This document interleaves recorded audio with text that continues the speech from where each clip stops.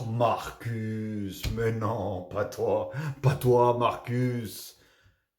Regardez ce que dit Marcus Thuram. Personnellement, oui, je suis persuadé, pardon, j'en perds même ma lecture, que je fais partie des 10 meilleurs attaquants du monde.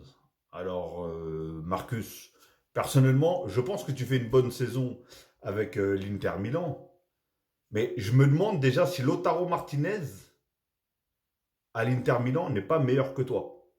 Sans bien sûr te dénigrer, hein. Et je sais que tu as beaucoup de talent et que tu y arrives pas mal avec l'Inter Milan, c'est vrai. Mais alors, à moins que tu parles que de l'Inter Milan, mais, mais je pense qu'il y a beaucoup plus d'attaquants, beaucoup plus forts que toi, dans les autres clubs européens. Alors, dites-moi dans les commentaires si pour vous, il a raison, ce mec, Marcus, mais moi, non, je pense pas. Je pense pas.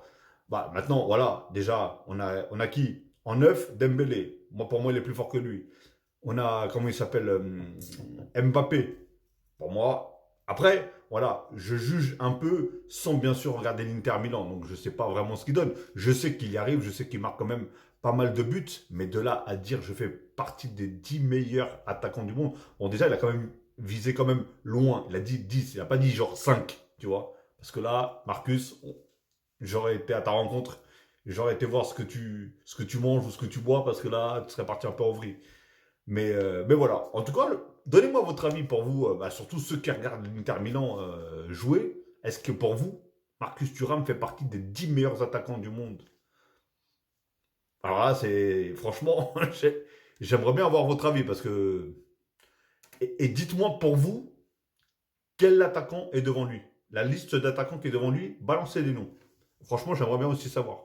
Parce qu'après, moi, c'est vrai que je regarde beaucoup de foot, je regarde beaucoup de matchs, mais après, je les regarde pas tous non plus, hein.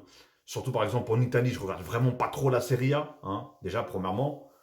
Parce que autant je la regardais il y a des années en arrière, je la regardais parce que franchement, elle m'apportait visuellement du beau jeu, etc. Enfin, entre guillemets, du beau jeu, etc. C'était agréable à regarder parce qu'il y avait des très grands joueurs. Aujourd'hui, voilà.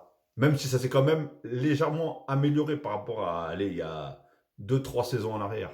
Donc, dites-moi dans les commentaires si pour vous, est-ce que vous êtes OK avec lui ou pas, tout simplement.